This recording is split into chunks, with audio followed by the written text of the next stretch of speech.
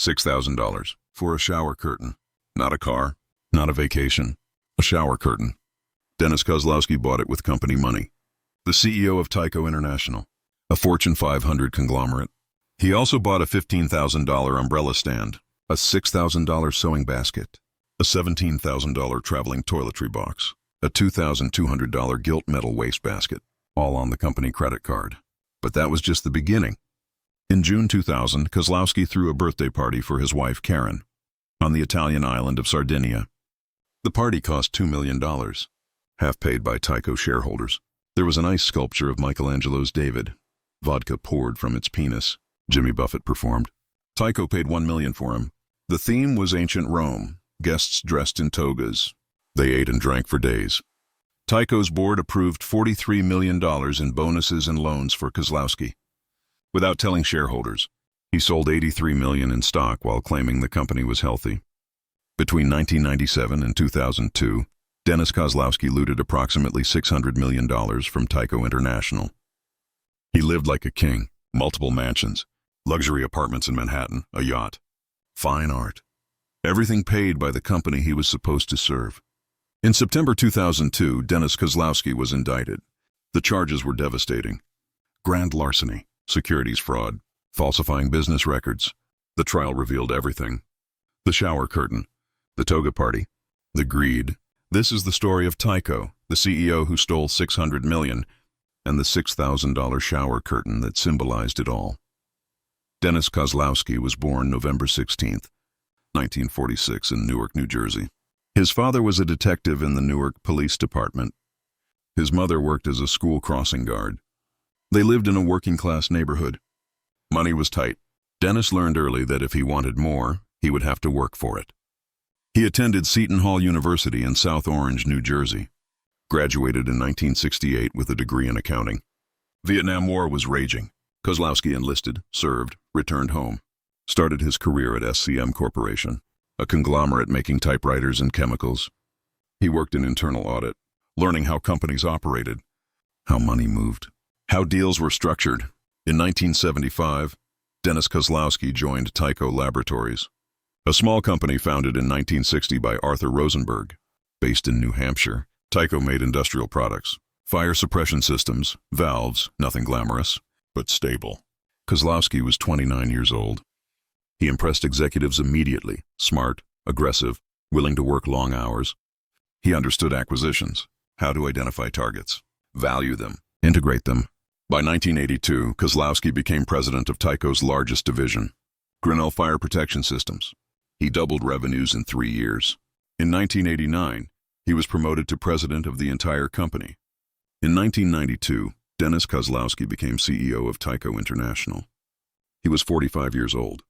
The poor kid from Newark had reached the top, and he was just getting started. When Dennis Kozlowski became CEO in 1992, Tyco International generated approximately $3 billion in annual revenue. By 2000, that number had grown to $36 billion. A 12-fold increase in 8 years. How did he do it? Acquisitions.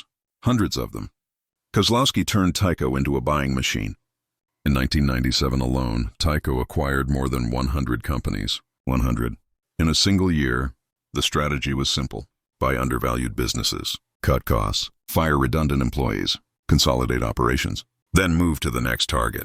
Tyco acquired ADT Security Services in 1997 for $12.3 billion. The largest acquisition yet.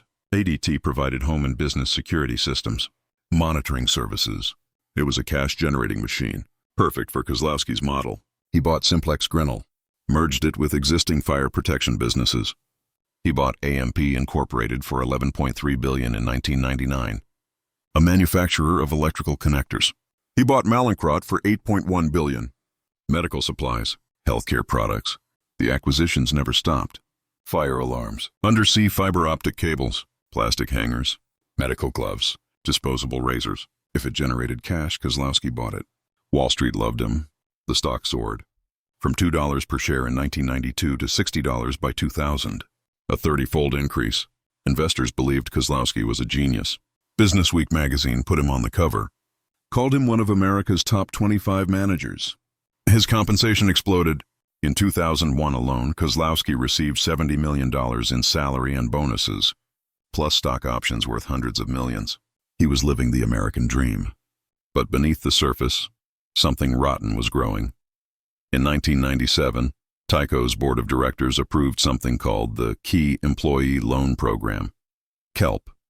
The idea seemed reasonable. Top executives could borrow money from the company at low interest rates to buy homes, invest in stock, retain talent. Many corporations had similar programs. But at Tyco, KELP became a piggy bank. Dennis Kozlowski borrowed $137 million through KELP. $137 million.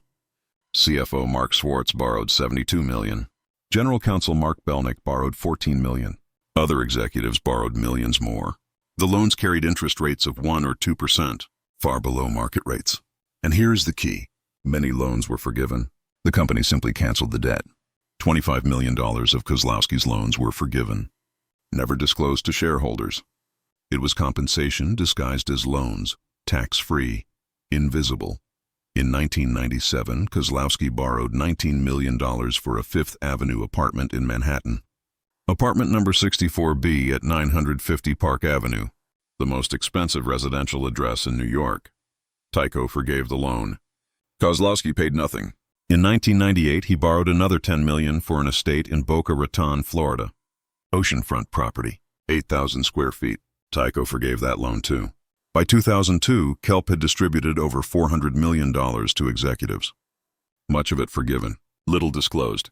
Shareholders had no idea their money was funding executive mansions. The board knew.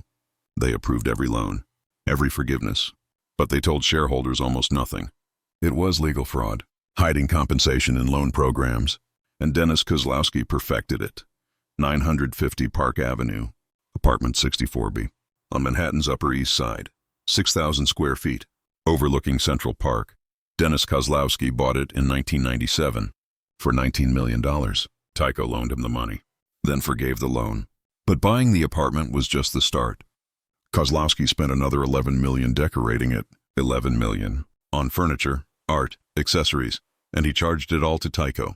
The $6,000 shower curtain in the master bathroom, made of elegant fabric with gold tassels. There was a $15,000 umbrella stand, a $6,000 sewing basket, embroidered with silk, a $17,000 traveling toiletry box, leather, custom made, a $2,200 gilt metal wastebasket. For trash, he bought a $15,000 dog umbrella stand shaped like a poodle, a $2,900 set of coat hangers, wire hangers covered in velvet. He purchased paintings, a Renoir, a Monet, charged to Tyco $43 million in art for his apartment. He bought antique furniture, rare books, crystal chandeliers, Persian rugs. Everything was billed to Tyco as business expenses, office supplies, or executive relocation costs. The invoices were vague. Interior design services, consulting fees. Nobody at Tyco questioned them. The board certainly did not. They were too busy approving their own perks. By 2000, Kozlowski's apartment was worth over $30 million in furnishings and art, paid by Tyco shareholders, who had no idea. This was not a home. It was a museum, funded by corporate theft, and Dennis Kozlowski felt entitled to every penny of it. June 2000. The Italian island of Sardinia, one of the Mediterranean's most exclusive destinations. Dennis Kozlowski decided to throw a birthday party for his wife Karen, her 40th birthday. He wanted something memorable, something extravagant. He rented the Hotel Cala di Volpe, a luxury resort, for multiple days. He flew in 75 guests, first class, accommodations included, all expenses paid. The party cost $2 million. $1 million paid by Tyco, disguised as a shareholder event, half the cost hidden in corporate accounts. The theme was ancient Rome, guests dressed in togas. The venue was decorated with Roman statues, columns, laurel wreaths. There was an ice sculpture of Michelangelo's David, life-sized. Vodka poured from the statue's penis into glasses. Guests lined up, drank, laughed. Tyco paid for it. Jimmy Buffett performed. Live concert. Tyco paid him $1 million for one night. The entertainment contract buried in corporate expenses. There were gladiators, actors dressed as Roman soldiers. They staged mock battles on the beach. Fireworks exploded over the Mediterranean. choreographed to music. The food was catered by Michelin-starred chefs. Champagne flowed endlessly. Dom Perignon, Cristal, cases of it. Someone recorded parts of the party on video. The footage would later be shown in court. Jurors watched Dennis and Karen Kozlowski celebrating, drinking, dancing, while Tyco paid. The video became infamous, a symbol of corporate excess. The Toga Party. When prosecutors revealed that Tyco shareholders funded half the event, the public was outraged. Dennis Kozlowski was not just stealing, he was flaunting it, living like a Roman emperor, on other people's money. Tyco International's board of directors failed. Completely. Between 1997 and 2002, the board approved hundreds of millions in compensation for Dennis Kozlowski. Much hidden from shareholders, they approved the Key Employee Loan Program, forgave $25 million of Kozlowski's debt, never disclosed it properly. They approved his Fifth Avenue apartment loan, $19 million, forgiven. They approved his Boca Raton mansion loan, $10 million, forgiven. They approved relocation expenses, $11 million to decorate his apartment, charged to Tyco. They knew about the shower curtain, the umbrella stand, the Renoir. They approved it all. When Kozlowski threw the Sardinia birthday party, the board knew. They approved disguising half the cost as a shareholder meeting. It was fraud, but the board was complicit. Because they were getting rich too. Director Frank Walsh received a $20 million finder's fee for helping Tyco acquire CIT Group in 2001. $20 million. Never disclosed to shareholders. Just paid quietly, through offshore accounts. Walsh claimed it was legitimate compensation for advisory work. Prosecutors called it a kickback. Other directors received millions in fees, plus loans through Kelp, plus perks, private jet travel, resort stays, consulting contracts. The board members were supposed to protect shareholders. Instead, they protected Dennis Kozlowski and themselves. When the scandal broke in 2002, several board members resigned. Others claimed ignorance. We did not know. We were deceived. But the evidence showed otherwise. Board meeting minutes, memos, emails, they knew. They approved. They enabled. The Tyco board was not just negligent. They were accomplices. Dennis Kozlowski did not steal alone. He had help. Mark Schwartz was Tyco's chief financial officer. Second in command, Kozlowski's partner in crime. Schwartz joined Tyco in 1991, rose quickly through the finance ranks, became CFO in 1995. He was brilliant with numbers, understood accounting, knew how to manipulate financial statements, how to hide compensation, how to create shell entities. Between 1997 and 2002, Mark Schwartz personally took over $200 million from Tyco through salary, bonuses, stock sales, and Kelp loans. $72 million in loans, many forgiven, never disclosed. Schwartz helped Kozlowski design the schemes. He structured the Kelp program, determined which loans would be forgiven, ensured the accounting hid the truth. He created Tyco's relocation loan program, allowed executives to borrow millions for homes, then forgave the loans, called it compensation for relocating. Even when executives were not relocating, Schwartz approved the invoices for Kozlowski's apartment, $11 million in decorations, classified as business expenses. He approved the Sardinia party expenses, disguised half as a shareholder meeting, buried the costs in different accounts. He helped Kozlowski sell stock, $83 million worth. While both men knew Tyco's accounting was questionable, insider trading. When the scandal broke, prosecutors charged Mark Schwartz alongside Kozlowski. 31 counts. Grand larceny, conspiracy, securities fraud, falsifying records. Schwartz claimed he was just following orders, doing what the CEO asked. The jury did not believe him. Mark Schwartz was not a victim. He was a co-conspirator. He helped design the theft, executed it, and got rich doing it. He was guilty. The unraveling began in January 2002. The Wall Street Journal published an article questioning Tyco's accounting, the acquisitions, the debt, the off-balance sheet entities. Investors grew nervous. Tyco's stock started falling from $60 to $40. Dennis Kozlowski went on CNBC, defended the company, claimed everything was legitimate. The stock stabilized briefly, but questions persisted. In May 2002, Tyco announced it was investigating payments to board member Frank Walsh, $20 million. Never disclosed. The SEC opened an inquiry. Walsh resigned. On June 3, 2002, Dennis Kozlowski was indicted by the Manhattan District Attorney, but not for corporate fraud, for sales tax evasion. Kozlowski had purchased $13 million in art, old masters' paintings, from galleries in New York. He told the galleries to ship the paintings to New Hampshire, where Tyco had an office, avoiding New York's 8% sales tax. But the paintings never went to New Hampshire. They went directly to his Manhattan apartment. $1 million in evaded sales tax. It was a smaller crime, but easier to prove. Kozlowski resigned as CEO the same day, June 3rd, claiming the tax charges were a distraction.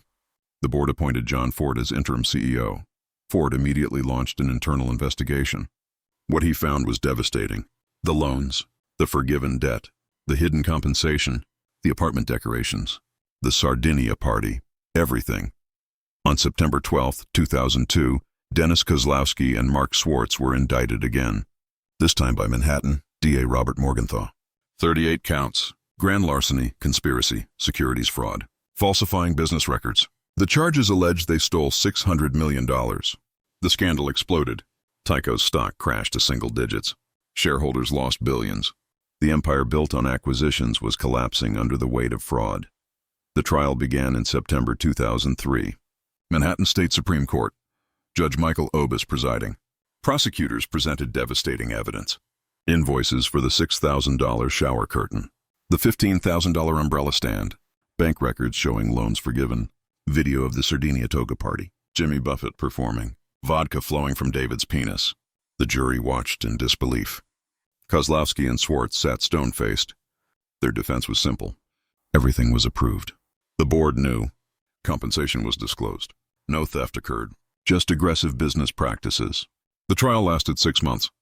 Witnesses included Tyco executives, board members, accountants, art dealers. By March 2004, the jury was deliberating. Days turned into weeks. The jury was deadlocked, 11-1 for conviction.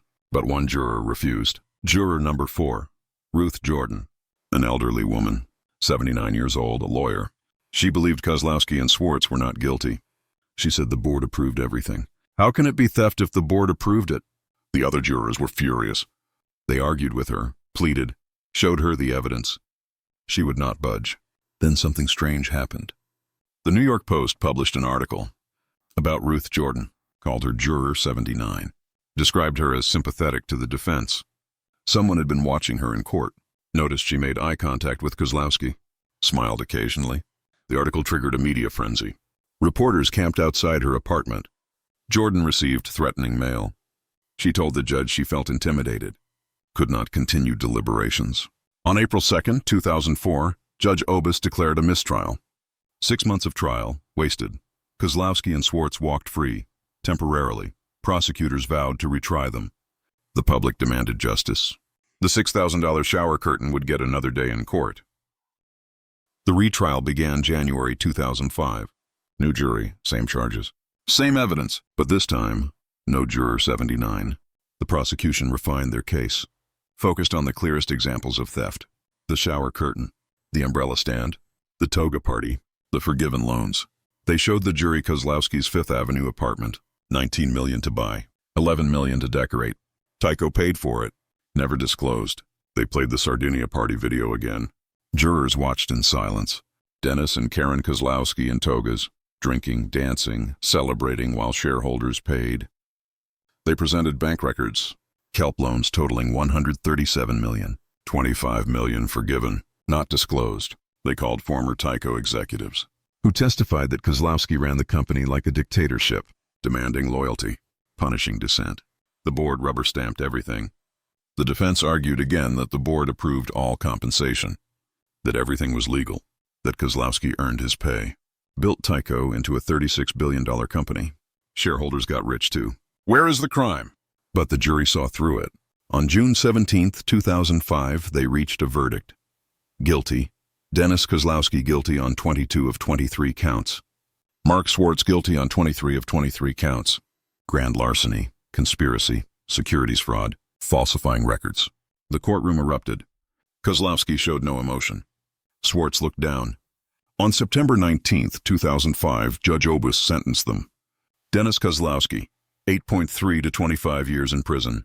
Mark Schwartz, 8.3 to 25 years. Plus $134 million in restitution. Plus $70 million in fines. The poor kid from Newark who became CEO was going to prison. The $6,000 shower curtain finally got its justice. Dennis Kozlowski entered New York State Prison in September 2005. Mid-State Correctional Facility in Marcy, New York, a medium-security prison, 300 miles north of Manhattan, far from Park Avenue penthouses, far from Sardinia. He was 58 years old. Inmate number 05A4809. His cell was 8 feet by 10 feet, concrete walls, metal bunk, toilet, sink, no shower curtain, certainly not a $6,000 one. Prison routine began at 6 a.m., breakfast in the cafeteria, then work assignments. Kozlowski worked in the prison commissary, stocking shelves, sweeping floors, earning 14 cents per hour, a far cry from $70 million compensation packages. In 2008, Kozlowski applied for work release. Prison officials approved him. He was transferred to Lincoln Correctional Facility in Manhattan, a work release facility. He got a job at a construction company, making $15 per hour, wearing a hard hat, carrying materials. At night, he returned to the facility, slept in a dormitory with other inmates.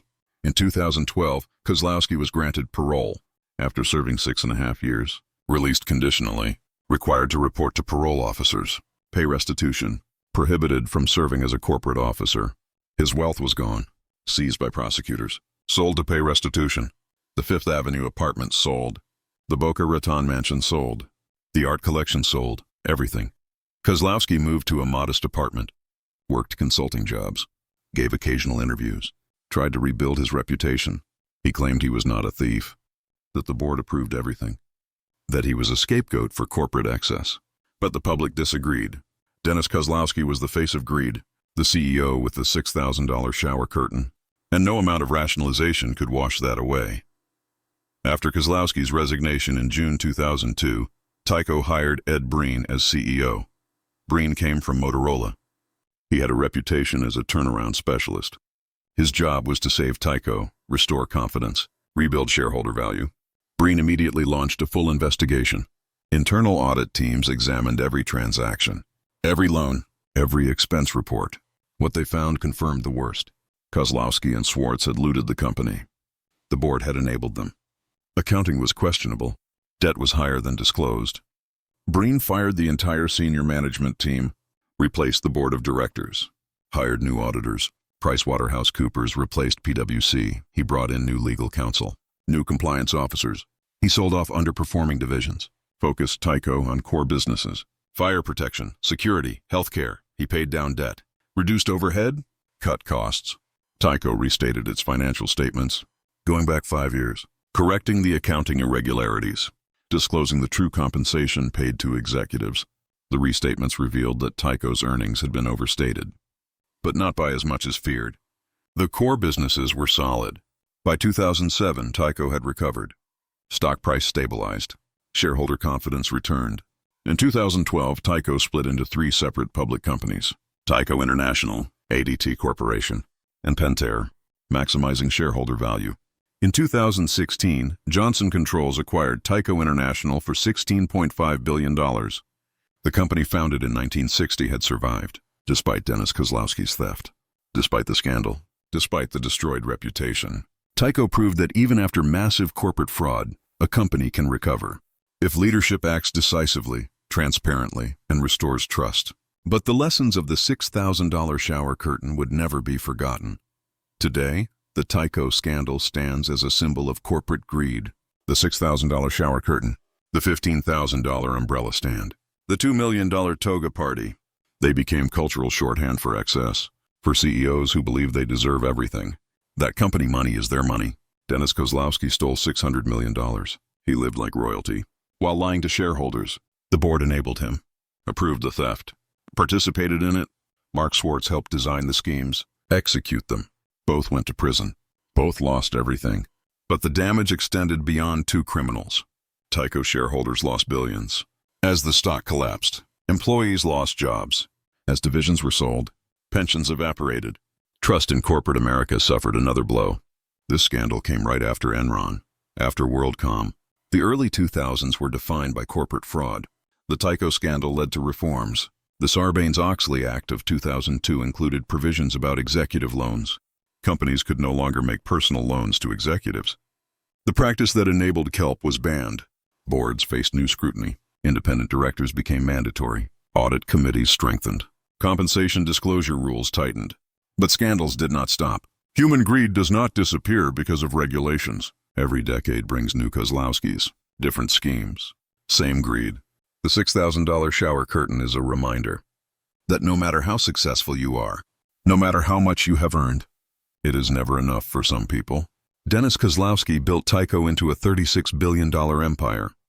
He deserved to be well compensated, but he was not satisfied with millions. He wanted hundreds of millions, and he took it. Without permission, without disclosure. The jury called it theft. History calls it greed, and the $6,000 shower curtain will forever be its symbol.